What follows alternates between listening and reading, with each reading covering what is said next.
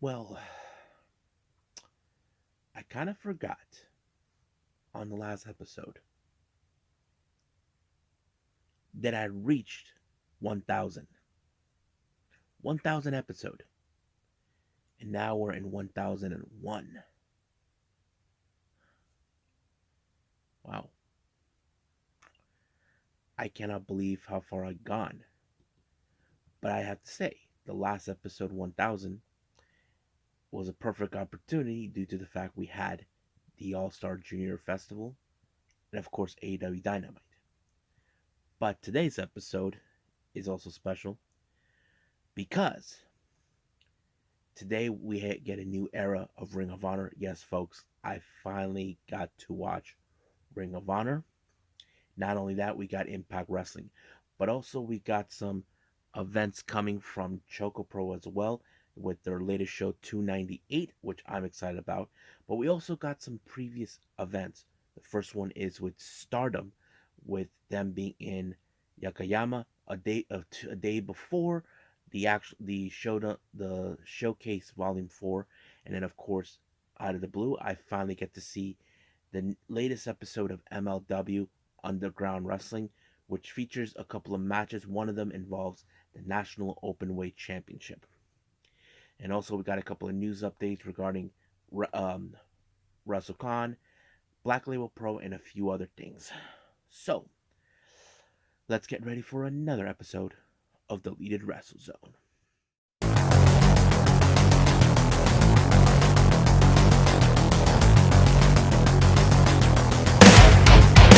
Are you ready? Get up, get up! Get up, get up! Get up, get up! Get up, get up! Get up, get up! Get up, get up!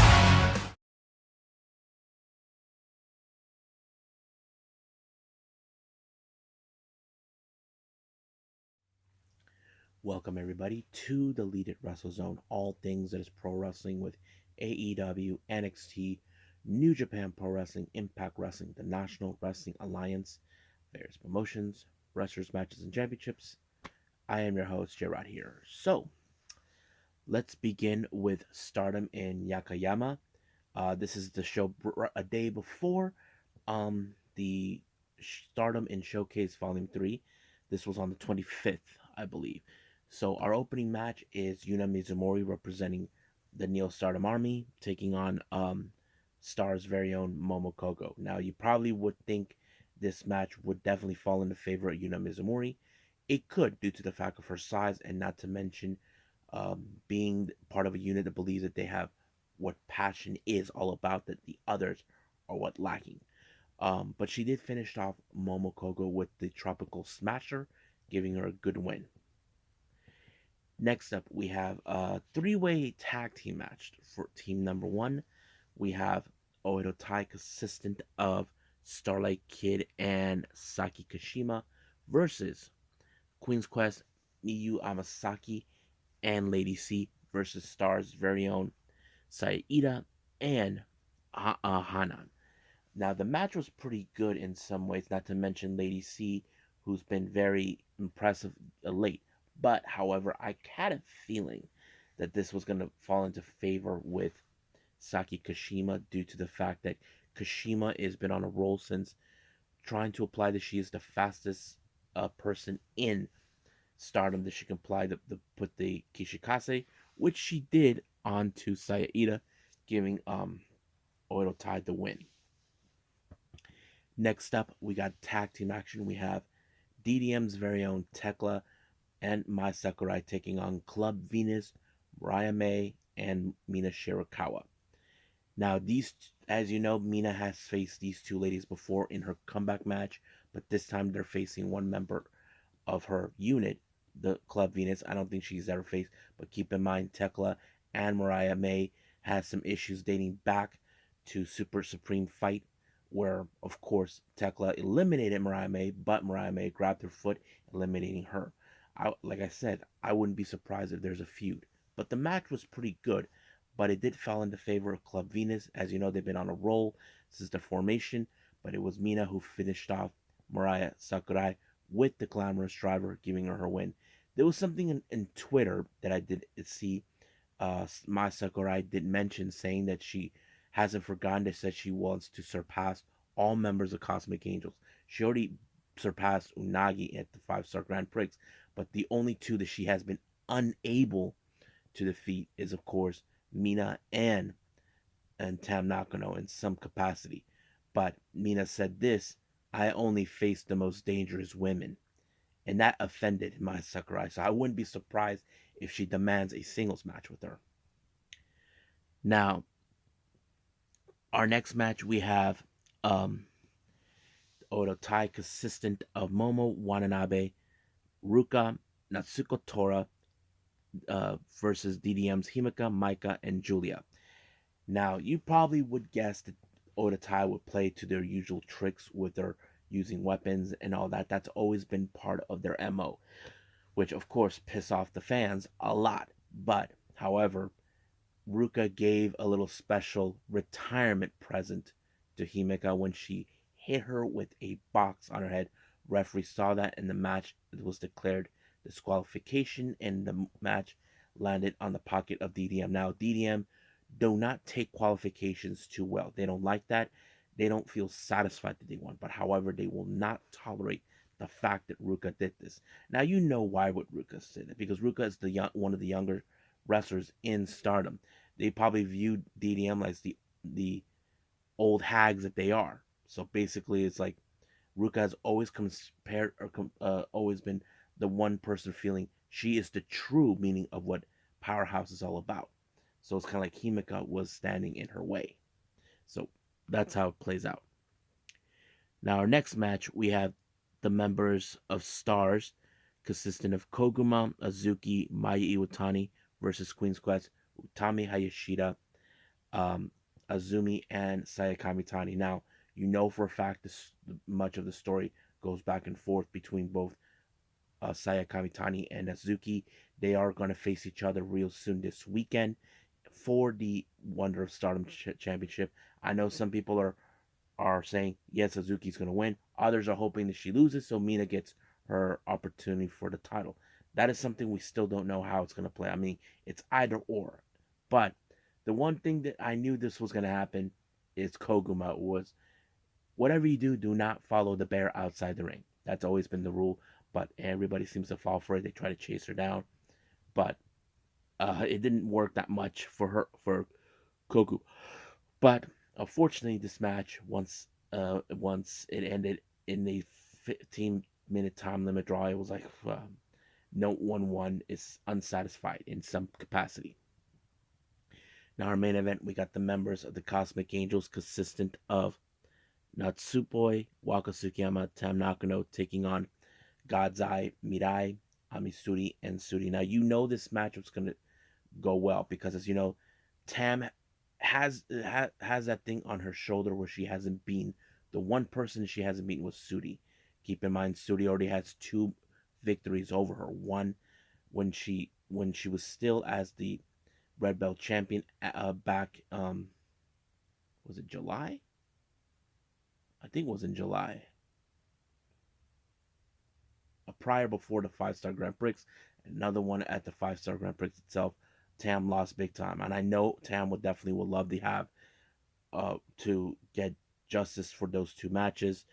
But of course, Waka is the unsung hero who many fans are hoping she gets her first win because we're not that far off from you know because on this particular day she's only 1 month away before her last match with Cosmic Angels if she doesn't waste it. But however, Mirai applied the mirror shock onto Waka, giving her the win. So pretty good show. But the following day we had is of course is a showcase. I'm not sure I'll be able to see it. It hasn't been distributed just yet, but hopefully I do get a chance to see it. So I think that's pretty much it with Stardom. Let's move on with MLW.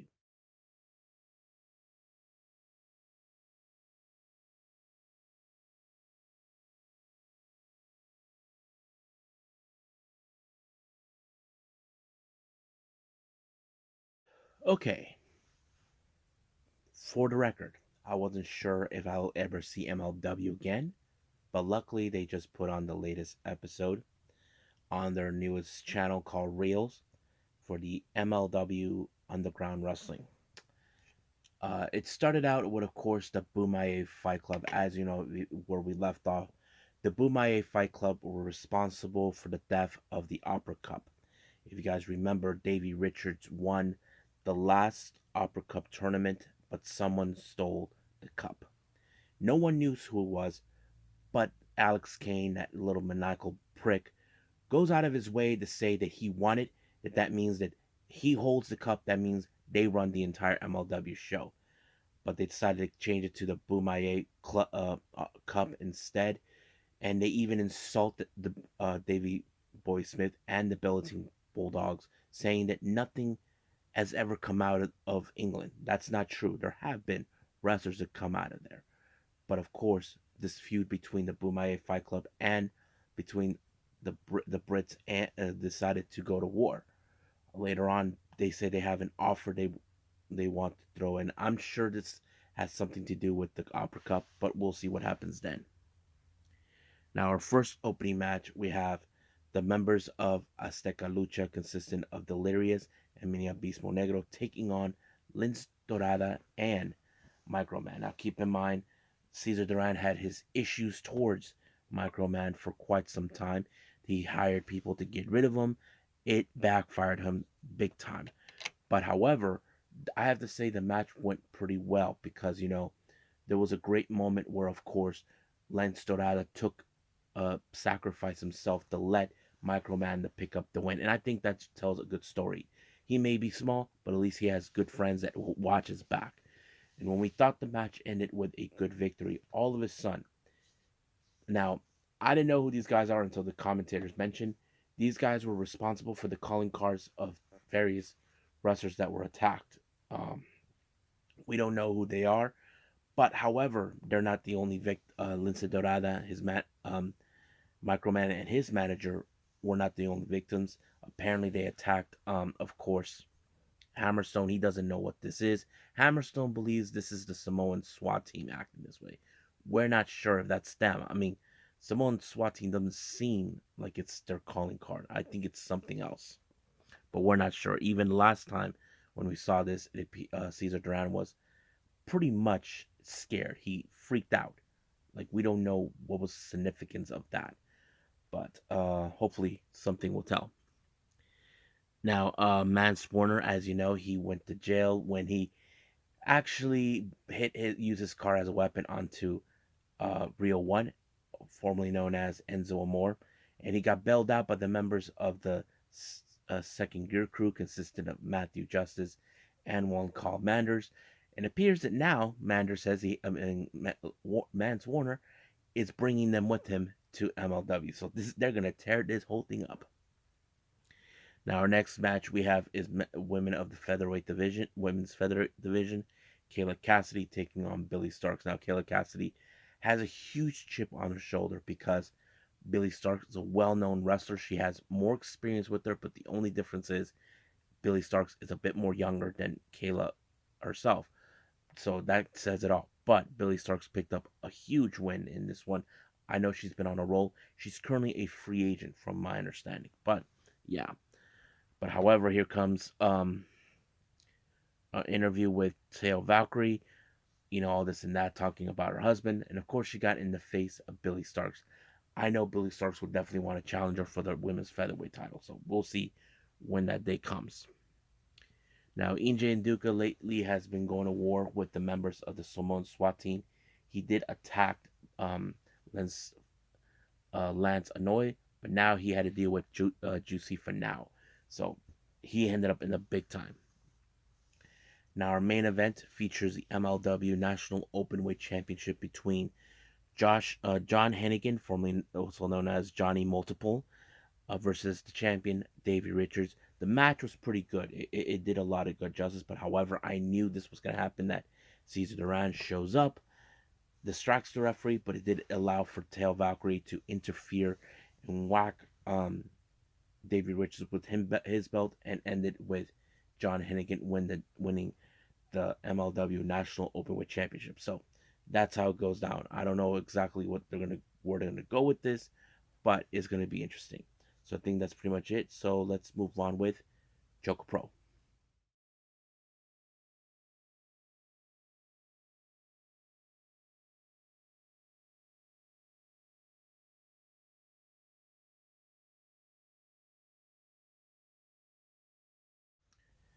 Okay, ChocoPro 298. So it was a pretty good show. I'm not gonna lie.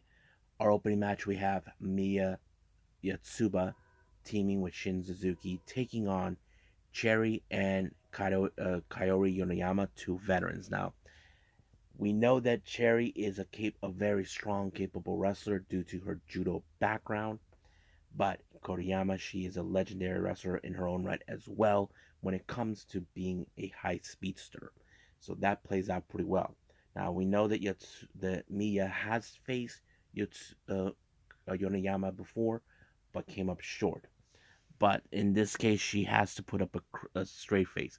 But what I did like about it is how Yonoyama and Cherry were able to separate um, Shin Suzuki away from Miya Yatsuba to allow themselves to put her in a very type of double pinfall where Cherry put her in a crucifix while um, Yonoyama applied a jackknife. So it allowed them to pick up a nice win.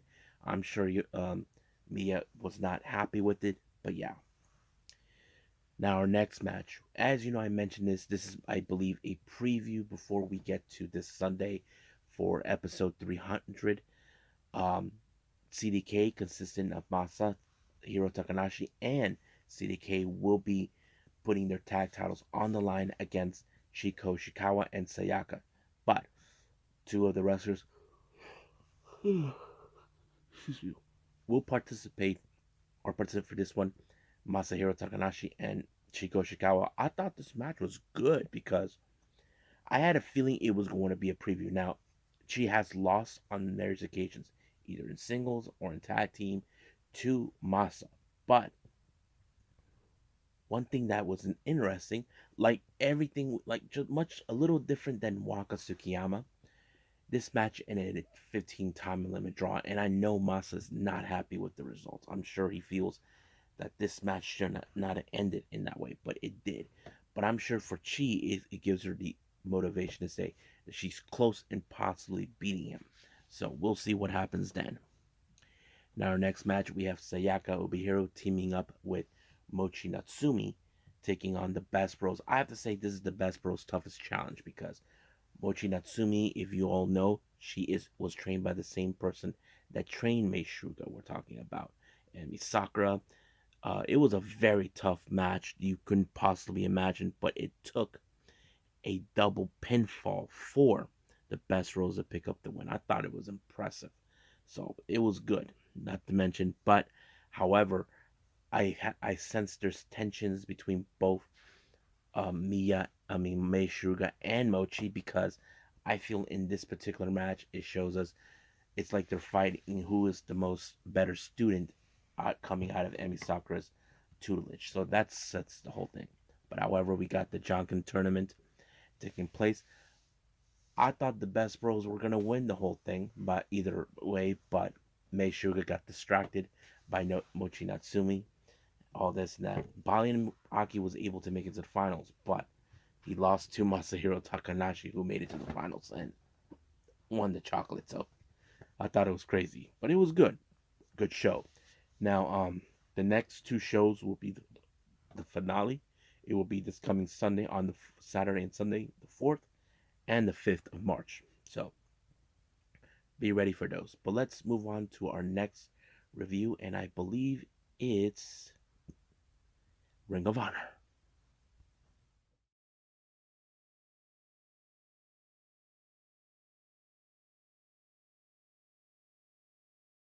Okay, as you know, a new era in Ring of Honor has just begun.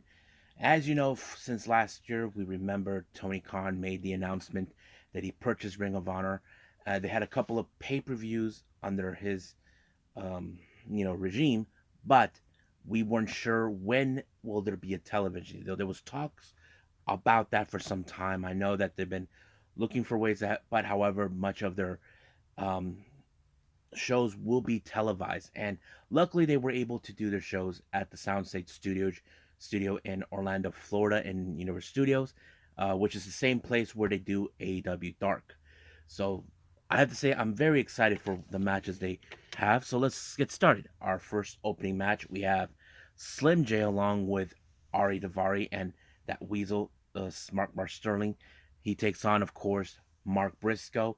I know many people are happy to see Mark Briscoe because we know that he's been dealing a lot with the passing of his brother Jay, and I think this is a perfect opportunity for Mark to not only to reinvent himself as a wrestler, but try to give this singles run a a high a go at it because we know that we could say he may never live up to the expectations that his brother did as a singles competitor, but he could try to do something that would make him to carry on not only for himself but the legacy of his brother. And I thought it was a pretty good match, but we were all expecting the one thing he was going to do, the redneck kung fu. That's always been one of the fun things that I enjoy, not to mention.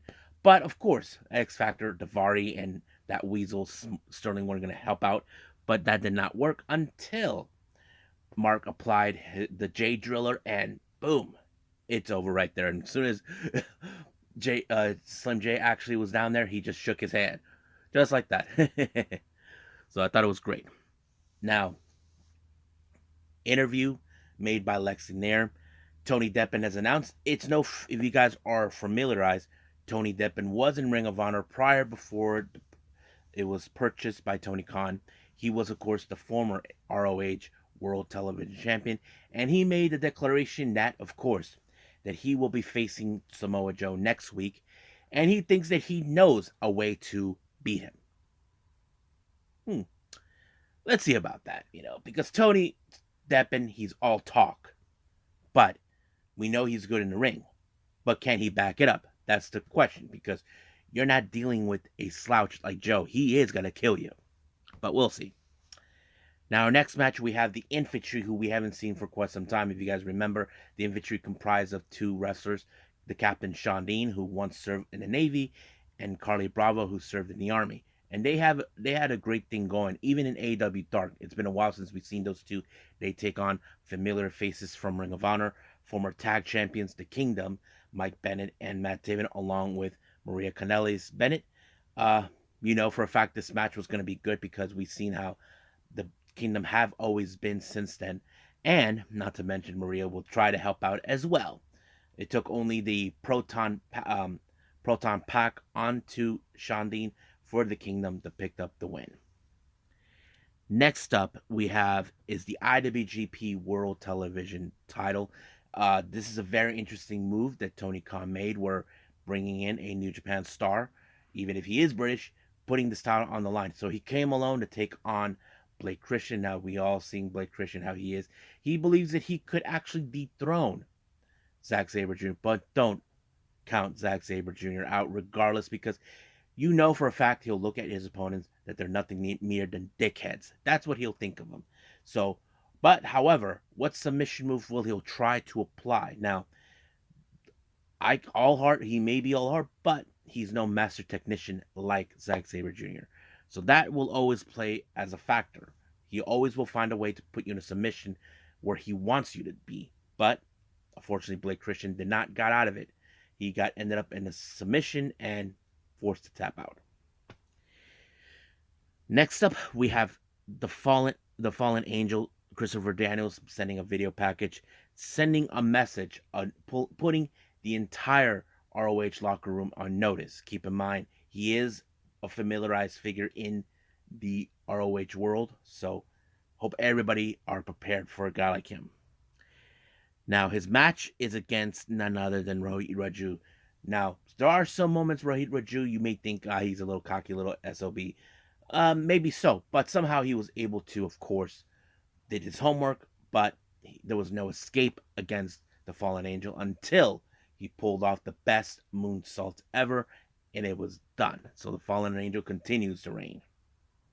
Now, our next interview, we had Rhett Titus and Tracy Williams, who we all know are no strangers with ROH. They were part of the last regime that happened in ROH, and they said that their primary mission is the same: restore honor to Ring of Honor. But however, if you say best tag teams, another team will step up, and that team is none other than Aussie Open. So they kind of put themselves in a match against them the following week. So we will see Aussie Open taking on Red Titus and Tracy Williams. So we'll see how that match is going to go. This, I know for a fact, it's going to be a good one. Now, our next match, we have, well, originally, this was a very interesting one that was supposed to happen. Originally, that Weasel, Mark Sterling, was trying to get Josh Woods not in a match against Konosuke Takeshita. Now, Sterling, who's a real moron, claims that Takeshita, he is nowhere near the same caliber as Woods. Well, we all can say we beg to differ in some capacity. Now, why is that? Well, we've seen how phenomenal Takeshita is. I was hoping that, of course, Don Callis was going to show up and tells him that if he doesn't take this match, then Josh Woods will be nothing more than a coward. I was thinking that in the back of my head, but I like Takeshita's attitude where he just ripped off the contract. So it happened. The match did. I don't think anybody expected that this match was going to be any less. And I think in some ways, I don't think Sterling's expected to be exactly. Now, he did state that Takeshita is nowhere near the same level as Josh Woods. Takeshita, he's been wrestling since he was 16 years old. The guy's in his mid-20s. What are you talking about? So basically, you can say it. But, oh my God, it was a good match. Takeshita knows how to deliver a good match. He put Woods in a German suplex. 1, 2, 3, it's done. Just like that. Now, speaking of our new regime, our current ROH World Champion, Claudio Castagnoli, as you know, he will be facing in the main event against AR Fox. Now, Claudio, as you know, he will never let this title out of his sight, so he's going to put the best out of it this match against RA Fox. So we will see how that plays out. Our next match, we have a non-title match with our current ROH World Six-Man Tag Team Champions, the Embassy, consistent of Brian Cage, and the tag team, the Gates of Agony, Bishop Khan and Teo Leona. They take on Joe Keys, Rex Lawler, and LSG. You probably can guess this falls in favor of the Embassy, where they toss where both Khan and Leona tossed LSG into Brian Cage into a sitting powerbomb. 1, 2, 3, just like that. But the obvious question that is, who will step up to challenge them for the ROH World Six-Man Tag Team titles? That's the question that we have to wait and see. Our next match, we have Ari Daivari along with Slim J, and once again that Weasel, Mark Sterling, taking on Metalik, we remembered him, also known as Masca Drago. I don't know why he's using this name, but seems like he's allowed to use it. So he takes on, but I knew that this match, well, at first I thought this match was going to go into Metalik's favor, but of course we saw that those morons, Slim J, getting involved, and Sterling providing the distraction onto ref, but it did fall into favor for Ari Daivari. Sooner or later, someone has to deal with those guys. Next up, AR Fox has an interview. Of course, he did talk about Claudio, but he also said that he tried to get into ROH. He said that they never viewed him, that he probably could fit in, but now that the new regime's happened, looks like it can. So basically, he is happy for this to happen. Our next match we have is the Renegade Twins, Charlotte and Robin, taking on Sky Blue and Madison Rain. These Madison Rain and Sky Blue have been very tight, like student and mentor. That's always been the case between those two. And of course, you got the up and coming star versus the teaming up with the veteran. A good combination. So the obvious thing is, how is this going to go? Factors in this match, you got the Renegade Twins. They pull off tricks, not to mention the old switcheroo, but that did not play out. But luckily, Sky and Madison were able to work together until Sky Blue applied the Skyfall onto Robin. 1, 2, 3, giving their first victory as a team. in ROH to Madison Rain and Sky Blue. Now, Wheeler Yuta comes out. As you know, they ask him how does he feel about seeing his teammate Claudio, but he did state that this match will be awesome. But he issued an open challenge to anybody to challenge him for the ROH Pure Championship. And to our surprise, someone who's familiarized in this type of style of wrestling, none other than Thatch Can Wrestling himself, Timothy Thatcher, issued the challenge. Now, I know what you guys are saying. Isn't he with Noah and there's under like a restriction? Look, Tony Khan is willing to work with anybody. It doesn't matter with which promotion. That's who he is. But Timothy Thatcher is no stranger in this type of wrestling style. ROH has been known to have these type of wrestling matches. So I think that match will probably take place next week or so. Our next match, we have Willow Nightingale taking on Lady Frost, who we haven't seen for quite some time. It's great to see Lady Frost. I'm a big fan of her. She is the coolest wrestler ever. So, but I have to say it was a good match. Not to mention Willow Nightingale had participated in the last 2 pay-per-views of ROH, but she did pick up another good win in ROH with the Dr. Bomb, giving her a 3rd win in ROH. However, in the post-match interview conducted by Ian Riccaboni, she did stated about those wins. We all knew where she was going at. She decided she's going to challenge Athena for the ROH Women's Championship. So that is going to be interesting, and Athena accepts the challenge. But she just thinks that, once this is over, Willow Nightingale will be just an afterthought. Now, our main event is the ROH World Championship between AR Fox and Claudio Castagnoli. Good match. I kind of enjoyed it. Not to mention, the one thing I was kind of expecting was the giant swing where, of course, we're going to see AR Fox tap out like several wrestlers did. Not in this case. AR Fox showed that never say die attitude in the ring, which was good. But not to mention, it took an uppercut to put away AR Fox to give the chance for Claudio Castagnoli to pick up the win. But as soon as the celebration began, we just saw someone familiarized showing up. He said he quit AEW and he just showed up in ROH, and that is none other than Eddie Kingston. Now, the real question does remain, why did he go to ROH? Well, it's no secret that he has issues towards Claudio Castagnoli, but there was this one thing that he did say. He promised Moxley that he would never hurt him in AEW, but Moxley never said anything about ROH. That's the thing. So he found a loophole. So he put himself out there to challenge Claudio for the ROH world title, and Claudio didn't say a thing, but Eddie Kingston smiled. So I think he thinks of him, he's nothing but a coward. So we'll see how but this match has to happen. I know many fans would want to see that. So we'll see about that.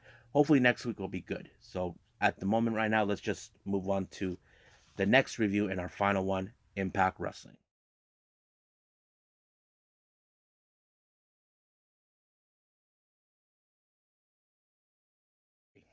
Impact Wrestling. Opening, we have the Bullet Club, consistent of the ABC, Ace Austin and Chris Bay. Now, keep in mind, this is coming off ever since the end of No Surrender. Now, if you guys remember clearly, it was, I think, Chris Bay who picked, or it was the ABC who picked up a victory when they pinned one half of the Impact Wrestling World Tag Team Champions, Chris Sabin. Now, this put them in a conversation about the possible of a tag team title consistency. Now, since they're in Vegas, as you know, they had some good memories in this particular place. However, the Motor City Machine Guns had enough with their bath mouth, so instead of waiting till Sacrifice, they decided, you know what, let's just put these tag titles on the line. So it was later accepted. That became our main event. Now, our next interview, we have someone who you guys may familiarize yourself in New Japan. We're talking about a member of the TMDK, Shane Hayes. Now, as you know, he's there representing his boys. Not to mention, he has on his site how do I say, what's his name? Mike Bailey, who will be in the match, and it's pretty good. So I have to say he is really to make a statement being in Impact Wrestling. However, our next interview consisted of Rich Swann. Now, Swann, as you know, he came up short, defeating, of course, came up short, losing to none other than Josh Alexander. Now, he knows that he's willing to admit that he lost, but however, he knows that he cannot give up now, that he will be back into that opportunity for a world title. But however, his little interview was interrupted by Raj Singh and Shera, these two little morons who like to try to be the center of attention. However, they try to say that, that he has no luck. But for some reason, Rich Swann had some idea. I'm not sure if he's planning something against Raj Singh and Shera. We'll just wait and see. Now, our max, we have Shane Hayes versus Mike Bailey. I have to say, every time I look at Mike Bailey, he can deliver some good matches, despite if he wins or loses. But Shane Hayes will try to do whatever it takes to put away Mike Bailey in any capacity. That kind of worked in some ways. It did not. But it only took the ultimate weapon for Mike Bailey to put away Shane Hayes. Now, our next thing, we have a little segment in the back is the design. Now, if you guys remember what happened in No Surrender, Sami Callihan accidentally hit Khan right in the head. Now, there are questions are being asked about Sami. Now, this question goes since he been trying to, since he made the choice to join the design. Frank Kazarian asked the obvious question that was, of course, asked.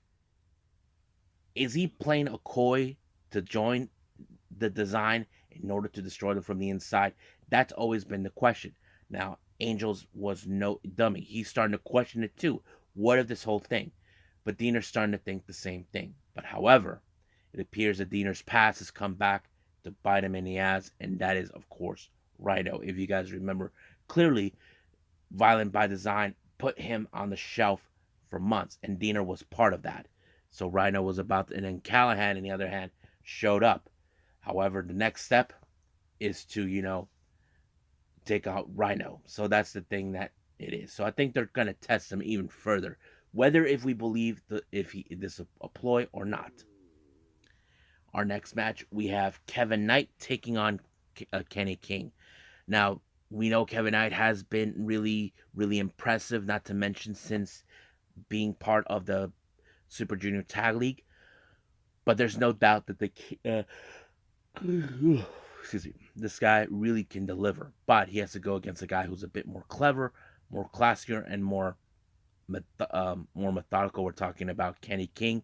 You know how he plays his rules. That's how it goes until he applied the Royal Flush to pick up a win. Now, our next interview, we have Sean Alexander. Now, Josh Alexander knows right now that he will be facing Macklin at Rebellion in April. He knows that. But however, he cannot focus on that now because right now, if you guys saw at the Battle in the Valley in New Japan, it appears that this tensions between him and none other than Kushida. So basically, that sort of thing goes out. So now they're saying that in the next pay-per-view, I think Sacrifice, he will be facing Kushida. But Steve Macklin shows up. Now, as you know, he's happy that he got what he wanted, a number one contendership, in hopes that this will be giving him the opportunity to claim the Impact Wrestling World title. But he implored Josh Alexander to keep that title on them to beat Kushida. So he wants to be the one to beat him. So I don't know if Josh Alexander likes that, but thing is, Alexander's no dummy. He knows exactly what is going on. Now, updates on Tommy Dreamer. We don't know how long it's going to be out, but we know that Weasel Bully Ray was saying that he's concerned, but Bhupender Gurja shows up on the fence for Tommy Dreamer and all that. But we know Bully Ray. He wants Tommy Dreamer out of Impact for good. But Gurja's not going to let that happen. He's fighting for Tommy Dreamer. We still don't know the extent of, when he threw coffee in his eyes. Now, we do get a little promo coming from our current Knockouts world champion, Mickie James. Now, as you know, she's done with the whole thing with Masha Slamovich. There is one thing that still's on her mind. If you guys remember, Jordan Grace has been going on saying that Mickie James tapped out. That's always been the question when it came to that match. What was it? In Hard to Kill. However, it appears someone decided to badmouth, saying, if you guys remember, Giselle Shaw did challenge Mickie James in the last rodeo, and she thinks now she's a different. So she's like saying that she wants to issue a challenge against her 40 Impact Knockouts World Championship. But she decides to walk away from it, saying, no, I'm not accepting the challenge. She says she wants to challenge her, but not now. But luckily, Gail Kim shows up, not appreciating to see how Giselle Shaw thinks that, oh, she's all full of herself, she's all talk, but she doesn't back it up. So she decided to set up this match instead, coming next week. And I think Giselle Shaw did not like that too clearly. So this is what happens when you open your mouth. But that's her fault. Now, once again, as you know, Brian Myers he met up with Moose. Now, as you know, Moose put this in Brian Myers' head and Matt Cardona that Joe Hendry was nothing but a problem. Now, Moose is willing to admit, saying, look, I don't even care about that title. But he does say that he's willing to help Brian Myers to get the Digital Media Championship. But Brian Myers asks him the obvious question, what's in it for him? He said that he's in it to want to see Joe Hendry humiliated. So basically, that's what he wants to do. So he told him, think about it. Now, what the hell is Dirty Dango thinking? He's taping out the scene where Bully Ray slapped Gurger and all that. Like, oh my God, he's taking this whole deputy director of authority way too seriously. But however, Swinger shows up. As you know, his 50-match thing is not going to. But, of course, the director of authority, Santino, told him, pick any opponent you want. So, basically, he did. But we don't know who. Well, he will, but we just don't know who. Our next match, we have Trey Miguel versus PCO. Now, Trey Miguel at No Surrender decided to come out and verbally insult PCO until he got his ass whooped right outside the ring.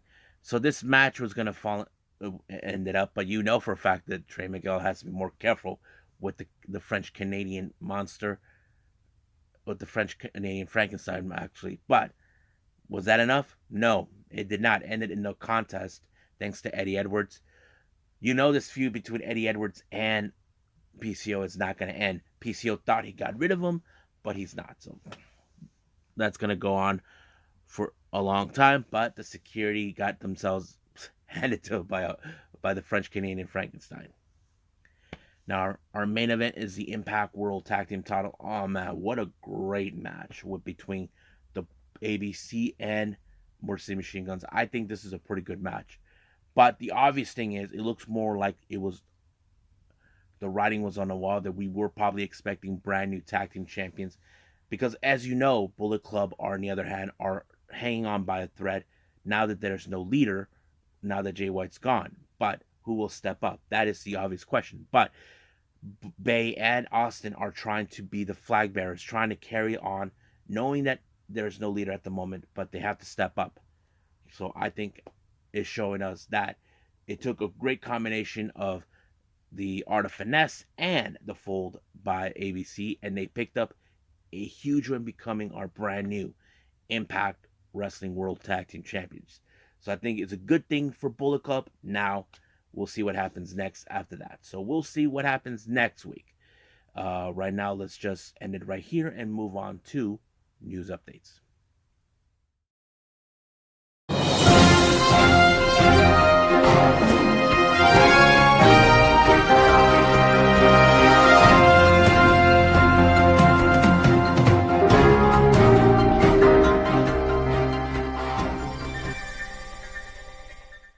Okay, welcome to our news updates.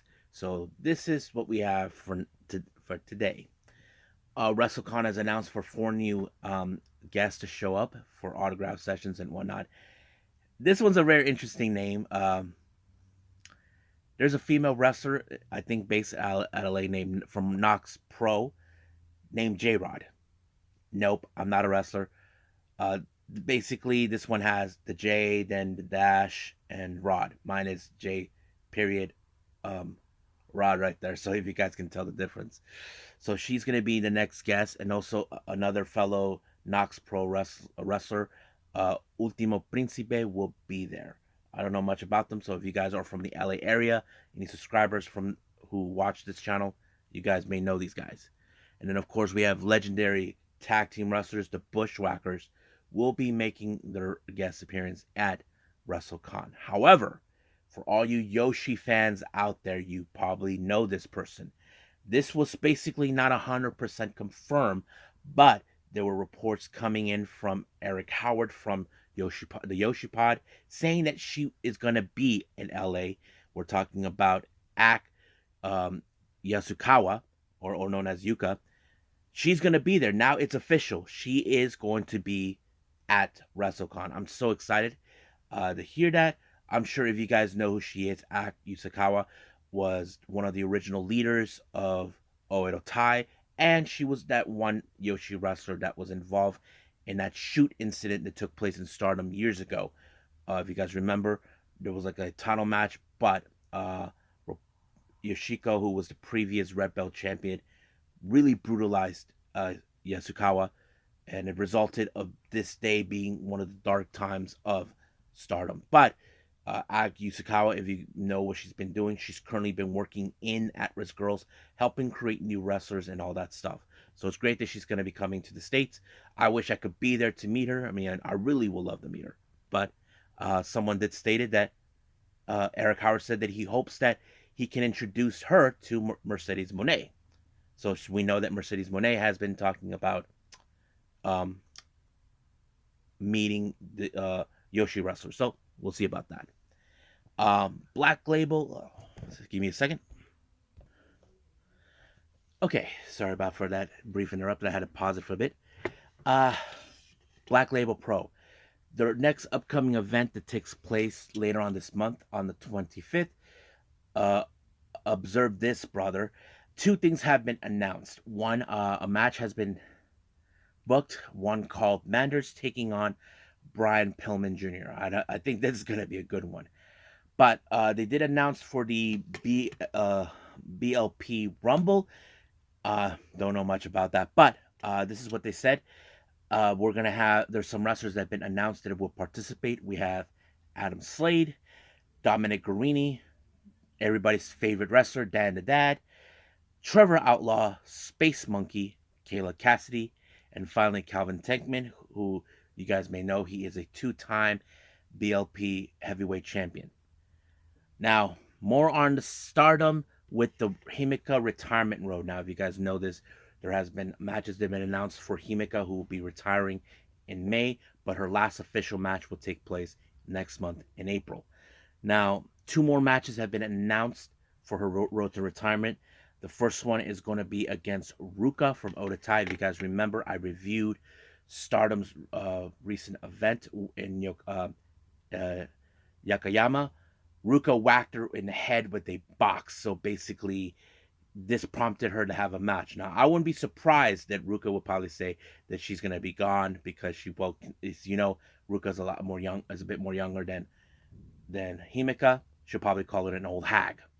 But the second match for Himeka to be involved will be none other than the leader of DDM, Julia. But there is one match that people are asking, and I'm not sure if it's going to happen, and that it's Mina Shirakawa. I know Mina would want to have a match against Himeka to make up for what happened last year, to right or wrong when Himeka violated the rules by applying her finisher against her. So that kind of would put her in that predicament. Now, if I know, I'll be mad if that match doesn't happen, but Himeka will definitely try not to deal with her. But sooner or later, somehow, this match has to happen between Mina and Himeka. Now, Prestige Wrestling has announced for two things. The first one, as you know, we have the Nervous Breakdown taking place exactly at WrestleMania weekend on the 31st of March. The commentating team has been announced. There's going to have Brian Zane and Jordan Castle. Now, Prestige Wrestling also announced for their first annual event called the um, Cascadia Wrestling Cup. I don't know what that is. It's two shows that will be taking place, 16 competitors, single elimination match tournament with the best wrestlers from this particular region. I don't know where this region is, but hopefully, like more of it. Interesting news coming up from Pro Wrestling Wave on the 12th of March, which is not too far off. The Regina di WAVE will be on the line. Our current champion, and of course, current AEW star Hikaru Shida will be defending that title against Iger. If you guys know she's this creepy little woman showing up out of nowhere. So we'll see how that. Now, finally, more information. As you guys remember on a previous news update, I did stated that Daisuke Harada from Pro Wrestling Noah has announced his retirement. This was not a decision that he made. This was a decision that was urged by his doctors. If you guys remember, he was injured last August on 2020, and he will have an exhibition match later on this month on the 9th. It is going to be against his tag partner and fellow member of the Noah Junior regulars, Atsushi Koroge. I think this is appropriate because these two have been friends for a long time. They have started out as enemies and then now they're friends. So I think that sets the whole thing. I mean, it's sad that Daisuke Harada is retiring. I mean, he's in his, I think, mid or late 30s, pretty like good in shape. But if the doctors urge him that he has to retire, then he has to do what he says. It's like almost a similar situation with Keiji Muto, who was being urged to retire. So I think that's pretty much it what we have. So I think let's just call it a day. Okay, hope everybody enjoys this. I wasn't expecting to see Ring of Honor, but luckily I did, and I did enjoy watching it. Seeing MLW in a new timing. Since this was on a Tuesday, I can't believe I actually saw it on a Wednesday, on a Thursday. My bad. But yeah, it's great to see it. There's such few things I missed out on that, but it's okay. At least I catched up as much as possible. Coming up, I'm just going to keep this one short with just two reviews. Reason behind that is because the following day on a Saturday, I got to go to work early in the morning, basically go back to my regular day job. But that doesn't mean I will stop. We do have on that particular day not only ChocoPro and NWA USA, we do have GCW Day, but our next episode it's going to feature only AEW Rampage and NXT Level Up. I'm so excited to do those two, and of course there's going to be some news updates as well. However, I am considering doing another Unagi Sayaka watch before that, but at this point I haven't decided just yet because as we speak they're going to have the Unagi will be in a 6-woman tag match. She teams up with AOI and Izoka to take on Misa Kagura, Sumeka Yaka, that's her name, and of course Yuri. So I will be following on that, see how that goes. If there's anything else, I'll do that. But for now, I'll just leave it as that. I'll see you guys in the next DWZ time. Same DWZ channel. I must bid all of you adieu. So, goodbye. Mwah. And have a nice day. Bang.